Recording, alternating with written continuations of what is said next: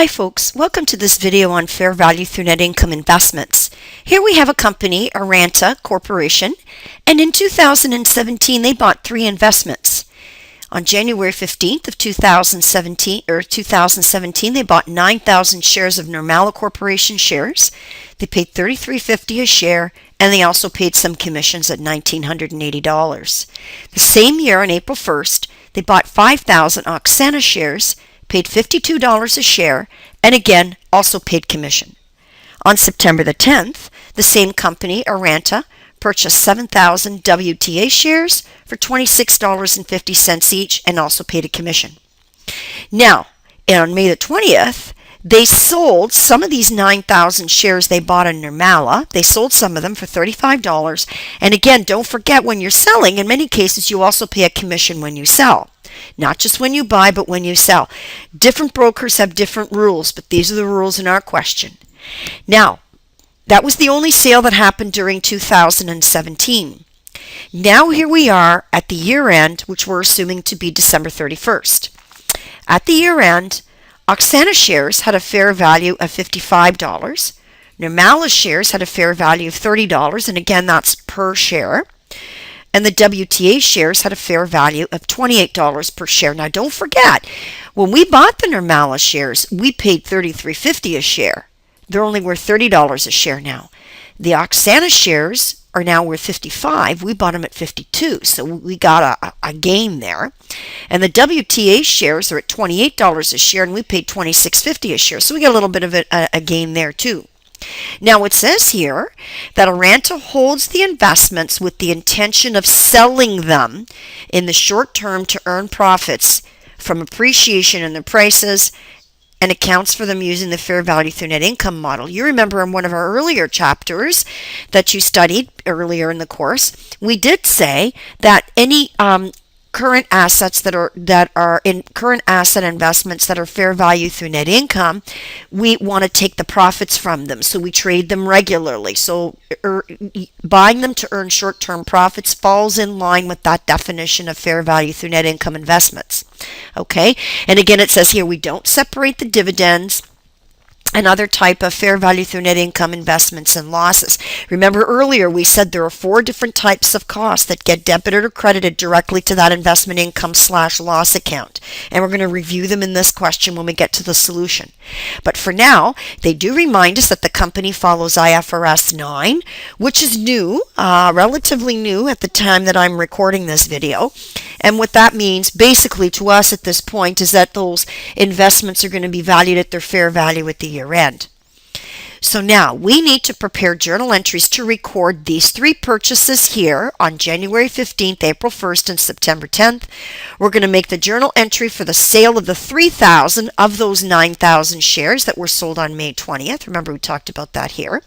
And then we're going to do the adjusting entry needed at the end of December 2017, our year end, in order to adjust the portfolio of investments, fair value through net income investments, to its fair value. So let's begin.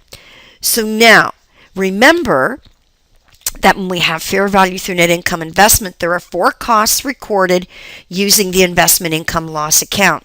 Transaction costs, of which brokerage fees are an example, and we got lots of those in our question. Dividend revenue, again, that's a credit to the investment income / loss account, but we don't have any dividend revenue here. Realized gains and losses on the actual sale of fair value through net income investments. So again, we'd have to debit or credit the investment income loss, and we have a sale in our question. And we also have to adjust what's remaining in the portfolio at the end of the period to recognize any unrealized or what I call holding gains and losses in the fair value through net income investment. Because under IFRS 9, any investments we still hold at the end of the period, we have to make sure they're sitting at their fair value. So if the fair value is different from original cost or any previous fair value that we assigned, then we need to adjust it to the current fair value at the balance sheet date.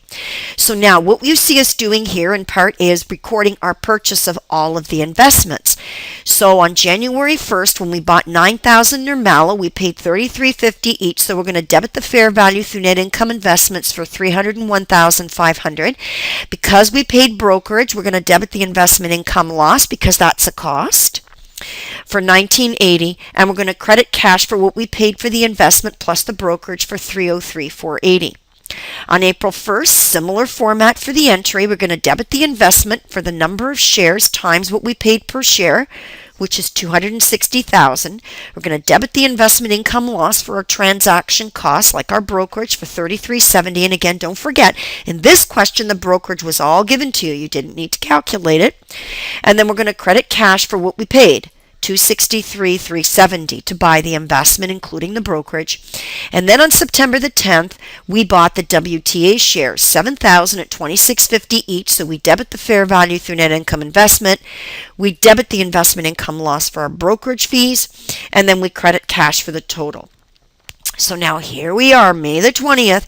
Now, of those 9,000 Nirmala, we sold 3,000 of them. So we have to figure out a couple things here. We have to figure out how much of that investment that we bought in the Nirmala shares is gone. Well, that's not a hard calculation, because you know that the fair value through net income investment was debited at 301,500 for all 9,000 shares. So if you're getting rid of 3,000 of the 9,000, you would reduce that by 3,000 over 9,000 times 301,500, right? You want to find out the value of the shares that you're taking off your books because you sold them.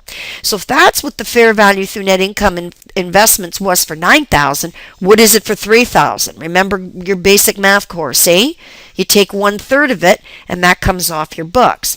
How much money did you get? Well, don't forget, you got $35 a share when you dumped them on the market, right?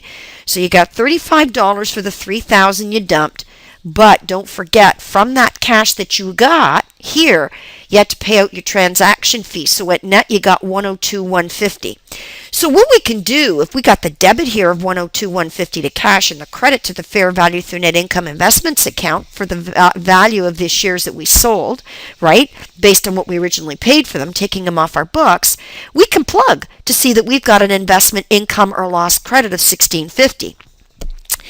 Now, some students often say, well, Miss, that's great if I have to, calculate it and plug it, but I need to be able to prove my work, Miss. I want to know how else could I calculate that as opposed to just plugging it. Good for you for asking the question. So like I say, you could just plug it, no problem, or you can calculate it. So what was the realized gain on the sale of shares? Because don't forget, when you sell, you book a realized gain or loss, right? In our case, we have a realized gain. Why? Well, what I would say is, hey, if you paid $33.50 for each share and you now dumped them on the market for $35 a share, you made $1.50 on 3,000 shares, or 4,500, right? The other way you can do the math is you could say, well, I had shares, okay, that I sold for $35 a share, right? These 3,000, and they were on my books worth 100,500. So this is what I got when I sold them, which would be 105,000, and that's what I paid for them. So what did I get for them? Right, which is $35 a share. So this number in here, I'll just put it up here for a bit. This would be 105. This guy up here. So this guy here is this guy here in the bracket, right? So some students would say, well, I got 105,000 that I got for them, but I dumped $100,500 worth of value based on what I paid, right? So I got a gain right there of 4,500, right? The difference between these two. The other way to do it is just to say, well, 3,000 shares times $1.50 a share, because that's what you made in each share, right? Right? That's your 4,500 too. That's up to you however you want to do it. Those are a couple of different ways to calculate it. But don't forget, that's a realized gain. But out of that, don't forget, when I made the sale, I also have transaction costs to expense.